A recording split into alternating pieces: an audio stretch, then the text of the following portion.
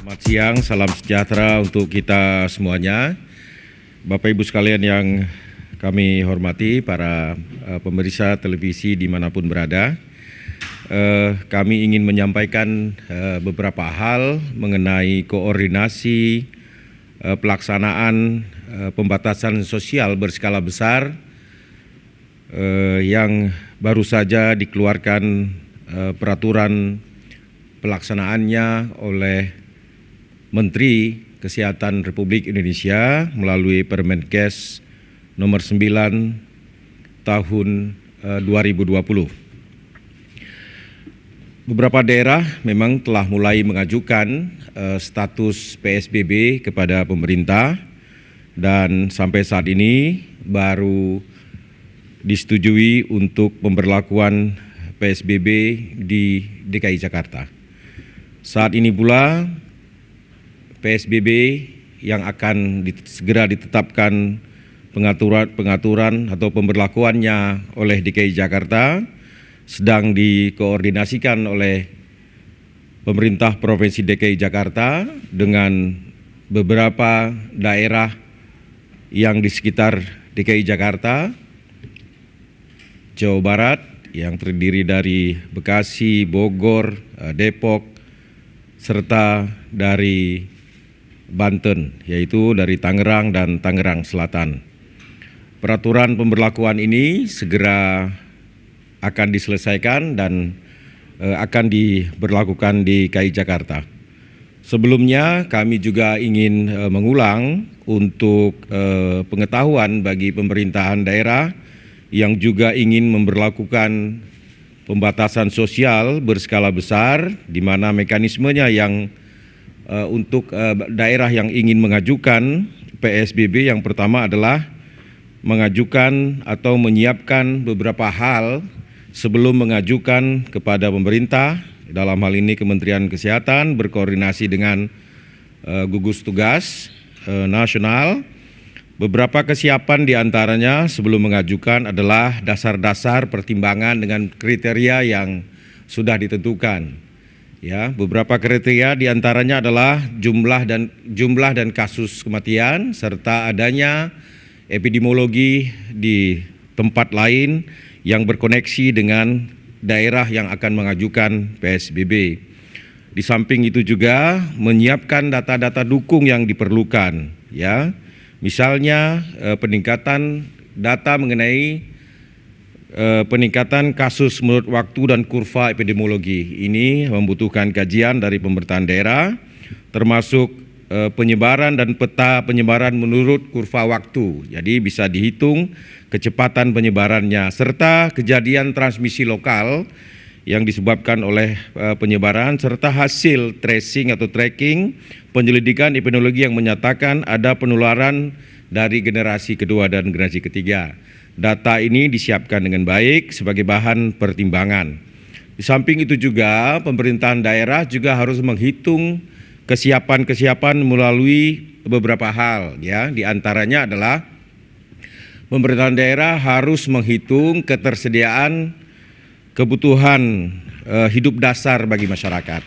Tentu pembatasan berskala sosial menyebabkan masyarakat sulit mencari nafkah karena semuanya akan melaksanakan gerakan besar, pembatasan gerakan dengan tetap tinggal di rumah dan keluar jika sangat penting sekali. Oleh karenanya pemerintah daerah harus menghitung ketersediaan kebutuhan layanan dasar bagi masyarakat agar kehidupan sosial dapat berjalan dengan lancar.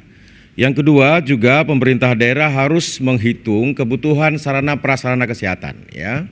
Apakah ruang isolasi, apakah rumah karantina, ketersediaan tempat tidur, termasuk juga alat-alat kesehatan lainnya seperti alat pelindung diri bagi dokter, masker dan segala macamnya, termasuk ketersediaan wajib menggunakan masker bagi masyarakat. Ini juga harus disiapkan.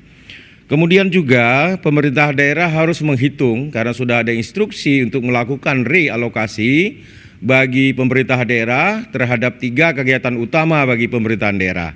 Yang pertama adalah pemenuhan alat-alat kesehatan, yang kedua menghidupkan industri yang mensupport yang mendukung kegiatan pembatasan atau penanganan COVID-19 beserta kebutuhan layanan dasar melalui bantuan sosial bagi masyarakat.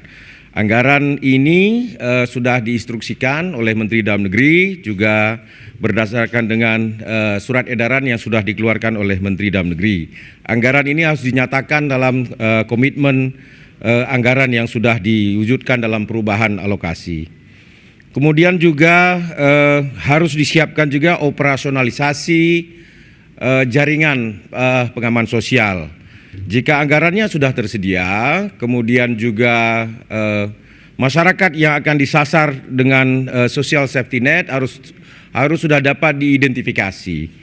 Makin baik jika dapat diketahui by name, by address, bahkan lebih ketat lagi dapat diketahui juga dengan nomor kontaknya sekalian, sehingga dapat berkomunikasi secara berjenjang, apakah melalui RT/RW, kelurahan, kecamatan, sampai dengan kabupaten dan provinsi. Di samping itu juga syarat-syarat kesiapan juga harus menghitung kesiapan keamanan. Oleh karenanya sebelum diajukan dapat diadakan koordinasi dengan aparat penegak hukum, karena PSBB membutuhkan prasyarat penegakan hukum. Ya, ini merupakan persyaratan atau syarat-syarat yang diajukan untuk memperoleh status PSBB. Urutan-urutan pengajuannya dapat diajukan oleh kepala daerah yang didasarkan pada kriteria dan didukung data dan kesiapan ya sebagaimana yang telah kami jelaskan terdahulu. Kemudian Menteri Kesehatan dalam hal ini yang akan menetapkan proses penetapan PSBB ini nanti akan berkoordinasi dan mendapat pertimbangan dari Ketua Gugus Tugas Pusat serta mendapat pertimbangan dari tim pertimbangan sebagaimana disebut dengan dalam pasal 8 tentang Permenkes nomor 9. Paling lama jika 2 hari setelah persyaratan yang diajukan serta kondisi yang diajukan sudah memenuhi syarat akan dikeluarkan penetapan. Namun jika prasyarat dan kondisi yang dipersyaratkan masih mendapat kekurangan, maka Menteri Kesehatan dapat mengembalikan untuk diperbaiki data-data dukungnya. Kemudian setelah mendapat pertimbangan dari Ketua Pelaksana Gugus Tugas, juga dari pertimbangan dari Dewan atau tim Dewan Pertimbangan, maka permohonan kepala daerah itu dapat mengusulkan atau langsung dapat memberlakukan PSBB didasarkan pada kriteria dan didukung dengan pembatasan-pembatasan serta operasionalisasi pelaksanaannya. Kemudian tim pertimbangan juga memberikan rekomendasi, ya, ini rekomendasi tim pertimbangan.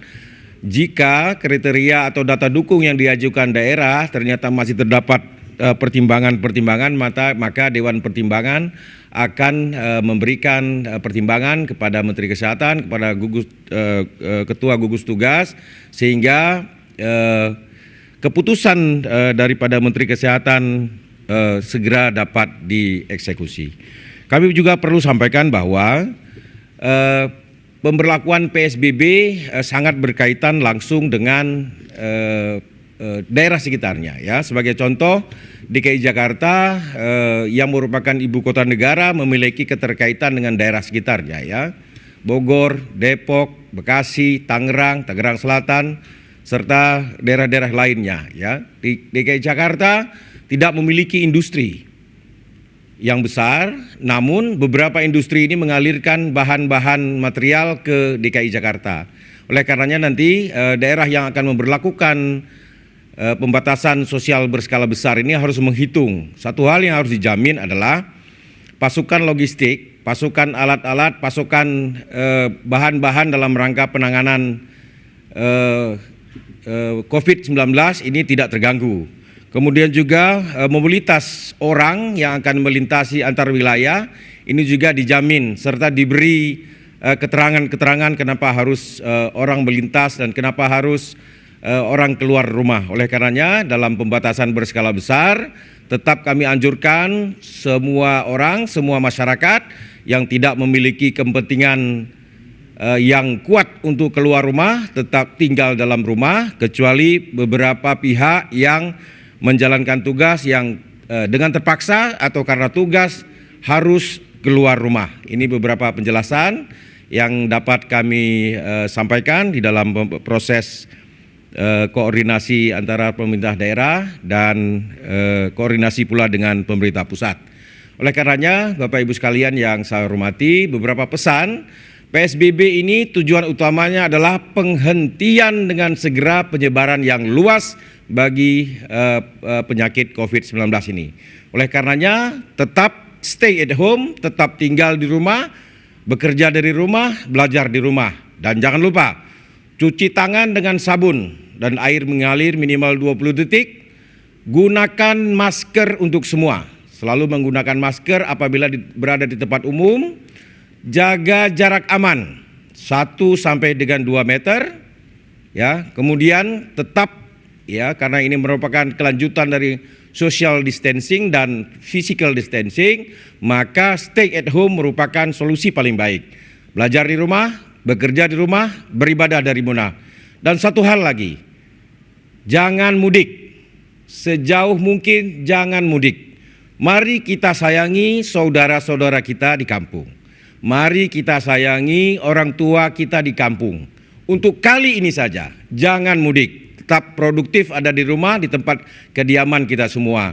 Gerakan pembatasan penyebaran COVID ini akan berhasil jika kita lakukan dengan disiplin, serentak. Jadilah pahlawan bagi kita semua. Lindungi diri, lindungi orang lain. Dengan cara serentak dan bersama-sama dan disiplin, Indonesia akan menang melawan COVID-19. Indonesia bisa. Salam tangguh. Assalamualaikum warahmatullahi wabarakatuh.